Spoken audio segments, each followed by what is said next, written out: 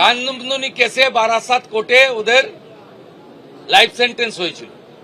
তারপরে হাইকোর্টে 16টা পিপি চেঞ্জ করে যেভাবেই হোক প্রপার মনিটরিং এর জন্য হয়নি।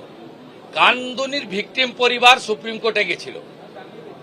আমরা সুপ্রিম কোর্টে কামদুনির ভিকটির পরিবারকে সরকারি লয়ার দিয়ে সাপোর্ট দেব। এবারে বিষয়টা সুপ্রিম কোর্টের হাতে, কারণ আমরা কোর্টের ম্যাটারে আমি কিছু বলতে পারি না।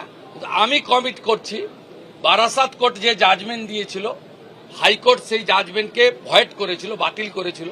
তার এগেনস্টে অ্যাগ্রিভ লোকেরা বাদী সুপ্রিম কোর্টে গেছে। সুপ্রিম কোর্টে এতদিন রাজ্য সরকার অপোজ করছিল, রাজ্য সরকারের পক্ষ থেকে সুপ্রিম কোর্টে অপোজ করা হবে না। আমি যেমন home minister, Lord judicial minister also I will convey my message to আমাদের স্ট্যান্ডিং কাউন্সিল যারা আছে তাদেরকে আমি কনভে করব। আপনি রেস্ট অ্যাসিওর থাকুন, এসব ক্ষেত্রে পশ্চিমবঙ্গ সরকার কোনো ত্রুটি রাখবে না।